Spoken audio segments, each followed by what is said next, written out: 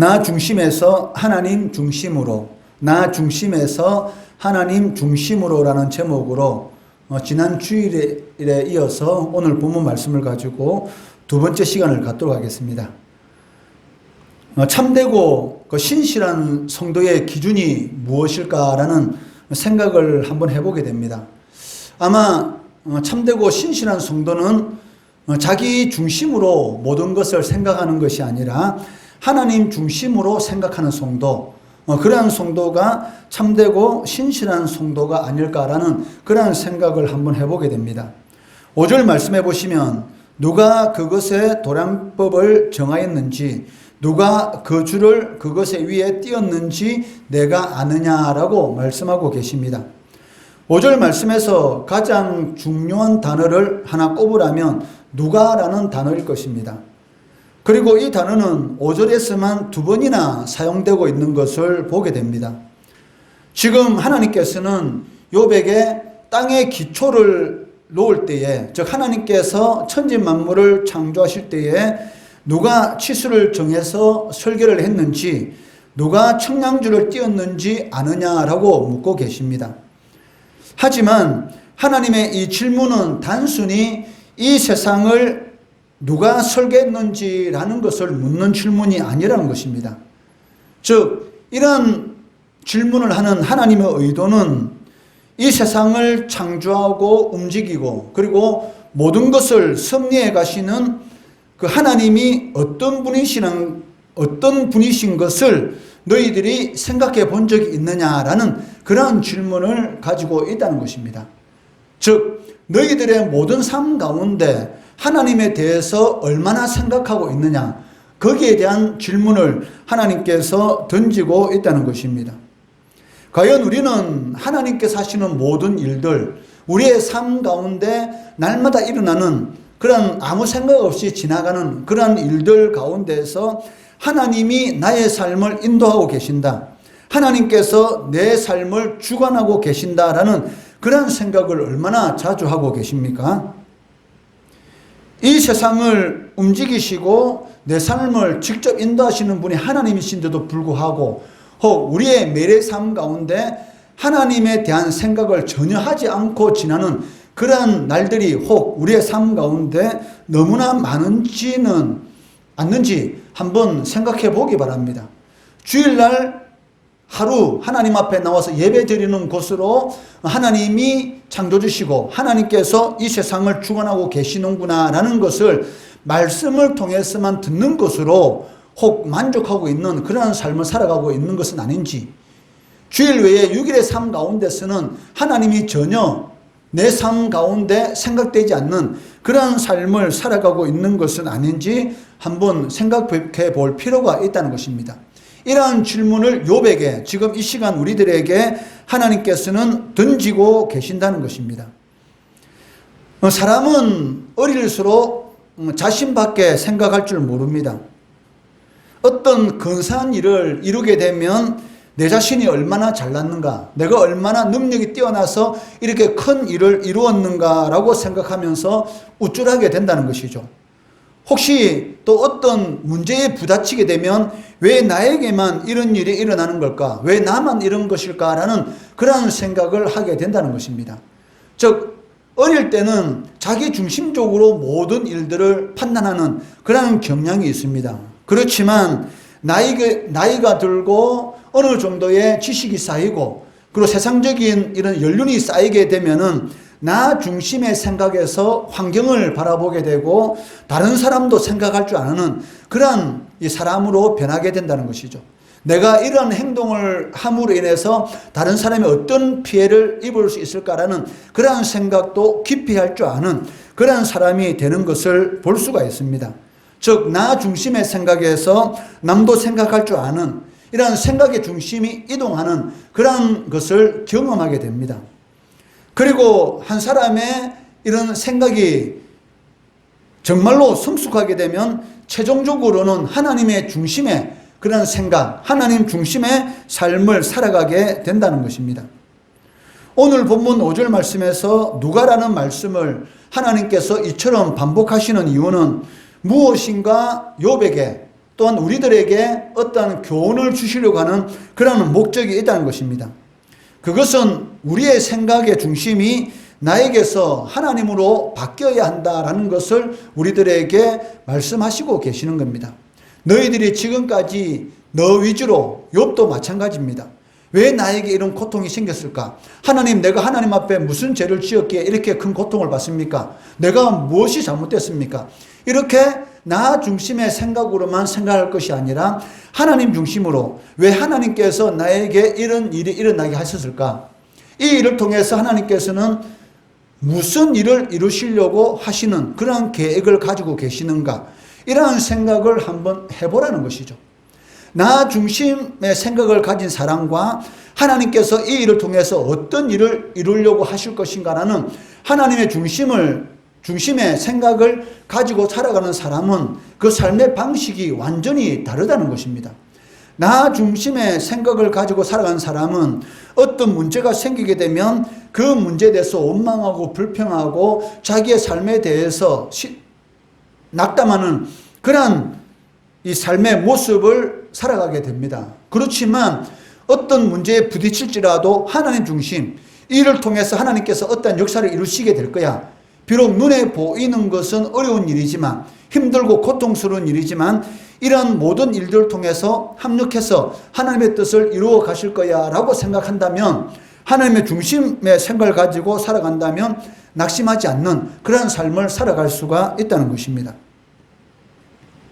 그렇기 때문에 하나님께서는 우리의 생각이 나 중심에서 하나님 중심의 생각으로 바뀌기를 원하신다는 것입니다. 여러분들이 어떤 형제나 아니면 어떤 자매를 사랑하게 되면 어떤 여러분의 삶의 모습이 나타나게 됩니까? 너무나 그 형제 아니면 그 자매를 보고 싶어서 날마다 문자를 보내고 날마다 전화를 하고, 그리고 그 형제나 그 자매가 기뻐하는 일이 있으면 그 형제나 자매가 원하는 그런 일을 하기 위한 생각으로 아마 머리가 꽉 차 있을 겁니다. 내가 진짜 사랑하는 형제, 사랑하는 자매가 생긴다면은 나 중심보다는 그 상대방, 그 형제나 그 자매 중심으로 모든 내 삶의 패턴이 바뀌는 것을 볼 수가 있습니다. 약속 시간도 그 자매가 원하는 시간, 그 형제가 원하는 시간으로 정하게 되고, 그리고 어떻게 하든지 그 형제나 그 자매가 좋아하는 음식을 먹으려고 노력할 것입니다. 이처럼 모든 생각들이 나 중심보다는 상대방 중심으로 이렇게 바뀌는 것을 알 수가 있다는 것입니다. 마찬가지로 여러분들의 생각이 하나님의 중심으로 꽉 차 있다면 어떨까요? 여러분의 모든 삶을 통해서 하나님을 기쁘시게 하려고 하는 그러한 생각으로 여러분의 머리가 꽉 차 있을 것이고, 그것을 통해서 하나님이 기뻐하는 그러한 일들을 행하게 될 것이고, 그를 통해서 하나님이 주시는 그런 복된 삶을 살아갈 수가 있다는 것입니다. 그렇기 때문에 우리의 신앙이 참되고 신실하다고 한다면 당연히 하나님에 대한 생각으로 머리가 꽉 찬다는 것은 당연한 것입니다. 왜? 내가 사랑하는 형제 자매의 생각으로 머리가 꽉 차듯이 우리가 진정으로 하나님을 사랑한다면 하나님에 대한 생각으로 머리가 꽉 차는 것은 당연하다는 것입니다.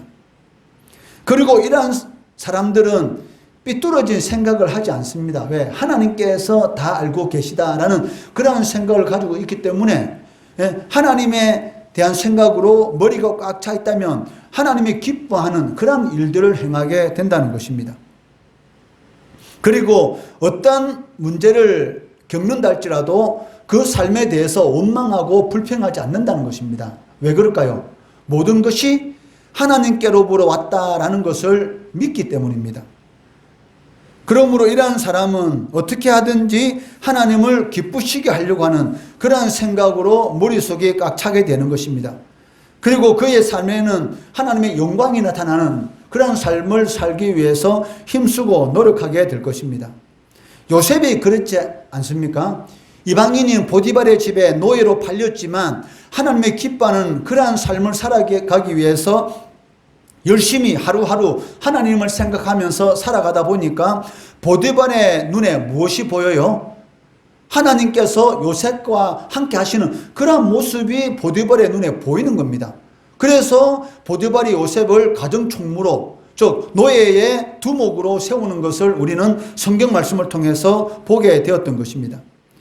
그렇기 때문에 지금까지 여러분들이 자기 중심의 생각, 자기 중심의 생활을 해왔다면 이제부터는 하나님 중심의 생각, 삶을 살아가야 합니다. 그의 나라와 그의 의를 먼저 구할 때, 하나님이 기뻐하는 그러한 삶을 살아갈 때에 하나님께서 무엇이라고 말씀하셨습니까? 너희들이 필요한 모든 것들을 내가 책임지고 공급해 주겠다 라고 하나님께서 약속하시는 것을 볼 수가 있습니다. 6절 말씀해 보시면 하나님께서 욥에게 그것의 주초는 무엇 위에 세웠으며 그 모퉁이 돌을 누가 놓았느냐라고 물으십니다. 이 말씀의 뜻은 무엇입니까? 천지 만물을 창조하시는 그런 시작부터 시작해서 마치는 그 시간까지 모든 것을 하나님께서 전부 주관하셨다라는 것을 말씀하시는 것입니다. 성경에 보면 땅이 흔들리는 사건, 산이 흔들리는 그런 사건들이 많이 나오고 있습니다. 땅이 흔들리고 산이 흔들렸다 해서 하나님께서 창조하신 지구가 멸망했다든지 아니면 지구에 어떤 문제가 생겼다든지라는 그러한 기사를 본 적이 있습니까? 없지 않습니까? 성경에는 산이 흔들리고 그리고 땅이 흔들리는 그런 기사들이 많이 있지만 지금까지 지구가 멸망하지 않고 지금까지도 지구가 든든히 이렇게 안전하게 있다는 것입니다. 얼마나 하나님께서 창조하신 천지 만물이 튼튼한지 시편 104편 5절 말씀해 보시면 땅에 기초를 놓으사 영원히 흔들리지 아니하게 하셨나이다. 어떤 일이 있다 할지라도 흔들리지 않도록 하나님께서 천지 만물을 창조하셨다. 지구를 창조하셨다라고 말씀하고 있습니다. 그렇다면 하나님께서 창조하신 지구, 우주 만물만이 이처럼 튼튼하고 안전한가? 라는 그러한 생각을 해보게 됩니다. 그러나 거기에 대한 답은 아니라는 것입니다. 하나님께서 창조하신 지구, 그리고 천지 만물보다 더 안전하고 더 튼튼한 것이 있는데 그것이 무엇입니까? 바로 하나님께 기초를 두고 살아가는 성도의 삶, 이거만큼 안전하고 그리고 튼튼한 삶도 없다는 것입니다. 여호와는 나의 반석이시요 나의 산성이시요 나를 지키시는 분이시다. 나의 피난처시다. 이렇게 다윗은 고백하고 있지 않습니까? 하나님이 나의 반석이시고 산성이시고 나의 피난처가 되시고 하나님만이 나를 지켜주신다. 이것이 다윗의 고백이었고 이러한 고백이 있었기 때문에 다윗이 사망의 음침한 골짜기와 같은 그러한 길을 걸어간다 할지라도 두렵지 않았다. 왜? 하나님이 함께 하시니까 어떠한 두려운 환경이 몰아친다 할지라도 두렵지 않는 그런 은혜가 다윗의 삶 가운데 임하게 되었다는 것입니다. 이처럼 우주 만물보다 더 안전하고 튼튼한 그러한 삶은 성도가 하나님께 기초를 두고 살아가는 삶을 살 때 가장 안전하고 평안한 그런 삶을 살아갈 수가 있다는 것입니다. 다윗은 이렇게 노래하고 있습니다. 시편 55편 22절 말씀해 보시면 내 짐을 여호와께 맡기라. 그가 너를 붙드시고 의인의 요동함을 영원히 허락하지 아니하시로다. 여러분들의 모든 무거운 짐, 근심, 걱정 이런 모든 것들을 누구에게 맡기면 됩니까? 하나님께 맡기면 어떻게 되십니까? 하나님께서 우리를 붙들어 주시고 어떤 환난과 고난과 고통 가운데서도 요동하지 않는, 흔들리지 않는 그런 은혜를 베풀어 주신다라고 말씀하고 계십니다. 그리고 고라 자손도 이렇게 노래하고 있습니다. 시편 46편 3절 말씀해 보시면 바닷물이 솟아나고 뛰놀든지 그것이 넘침으로 산이 흔들릴지라도 우리는 두려워하지 아니하리로다. 여러분, 바닷물이 솟아나고 뛰노는 것, 이게 무엇이겠습니까? 해일이지 않습니까? 눈앞에서 해일이 일어나고 산이 흔들리는 것, 지진이지 않습니까? 지진이 여러분의 눈앞에 일어난다 했을 때에 두렵지 않을 사람이 어디 있겠습니까? 그런데 해일과 같은 그런 고난의 문제, 지진과 같은 두려움이 우리의 삶 가운데 일어난다 할지라도 우리는 두려워하지 않는다. 왜? 하나님이 함께 하시면, 하나님께 기초두는 그런 삶을 살아가게 되면 하나님께서 두려워하지 않는, 하나님이 주시는 것은 두려움이 아니요 평안이니라라고 말씀하신 것처럼 두려워하지 않는 그러한 은혜를 베풀어 주신다라고 말씀하고 계시다는 것입니다. 이와는 반대로 하나님께 기초를 두지 않는 인생은 사실 기초가 없는 집이나 마찬가지입니다. 기초가 없는 집은 어디 위에 집을 지은 것과 똑같다라고 성경은 말씀하고 있습니까? 모래 위에 지은 집과 똑같다. 모래 위에 여러분 집을 지으면 어떻게 될까요? 비가 내리고 창수가 나면은 바람이 불면 어떻게 됐습니까?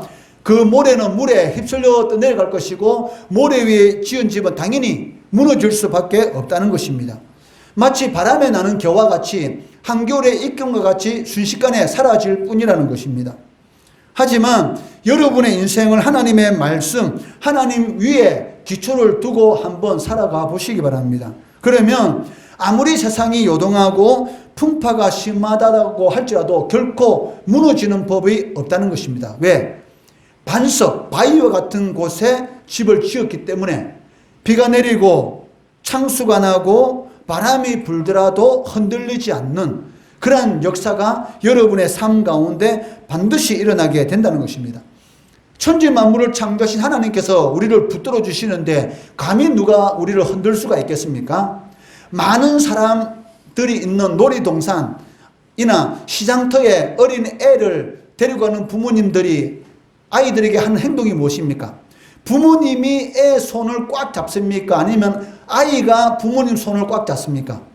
부모님이 아이의 손을 꽉 잡죠. 왜? 많은 사람 속에서 아이를 잃어버리지 않기 위해서.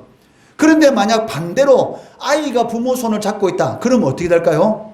어느 순간인가 이 사람 저 사람에게 치다 보면 아이는 자신도 모르는 사이에 부모의 손을 놓을 수가 있죠. 그렇지만 부모님은 어떤 상황 가운데 있을지라도 아이의 손을 놓지 않습니다. 그렇기 때문에 그 어린아이는 길을 잃어버릴 그런 염려가 없다는 것이죠. 마찬가지로 천지 만물을 창조하신 하나님께서 여러분의 손을 꽉 붙들고 계시는데 여러분들이 인생의 길을 잃어버리겠습니까?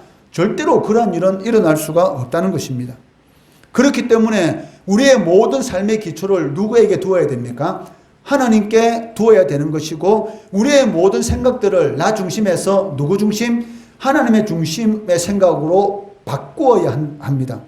그럴 때에 우리의 삶이 가장 안전하고 행복한 여호와는 나의 목자시니 내게 부족함이 없다라는 그러한 고백의 삶을 살아갈 수가 있다는 것입니다.